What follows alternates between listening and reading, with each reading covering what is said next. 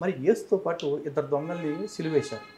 అందులో ఒక దొంగోడు యేసుని అడుగుతాడు, "నువ్వు పెద్ద దేవుడిని, పీకుడుగాడిని అని చెప్తున్నారు కదా! నువ్వు మమ్మల్ని కాపాడొచ్చు కదయ్యా" అంటాడు. అనంగానే పక్కన ఇంకో దొంగ ఏమంటాడంటే, "అరే ఊరుకో, మనం అంటే తప్పు చేసి శిక్ష అనుభూతున్నాం. ఆయన అన్యాయంగా శిక్షేశారు అంటున్నారు కదా! ఆయన్నేం అనమాకు నువ్వు" అంటాడు. హ్మ్. యేసు, "ఓహో! అంటే నేను తప్పు చేయలేదని నువ్వు నమ్ముతున్నావా?" అంటాడు. "ఆ! నమ్ముతున్నా" అంటాడు. "అయితే ఇక నుంచి నువ్వు కూడా నాతో పాటు నా తండ్రి లోకంలో ఉంటావు" అన్నాడు. మరి ఆడిని పరలోకానికి తీసుకెళ్ళినట్టు బైబిల్‌లో ఒక్క ప్రూఫ్ చూపించండి. హ్మ్. ఆడనే కాదు, మొత్తం యేసు పరలోకానికి తీసుకెళ్ళిన ఒక 10 మంది పేర్లు బైబిల్‌లోంచి చూపించమనండి.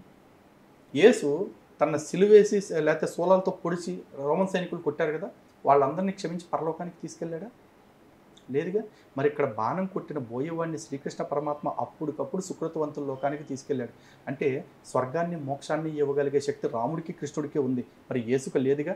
యేసు స్వయంగా చెప్పాడు, "నా అంతట నేనుగా ఏమీయును చేయలేను.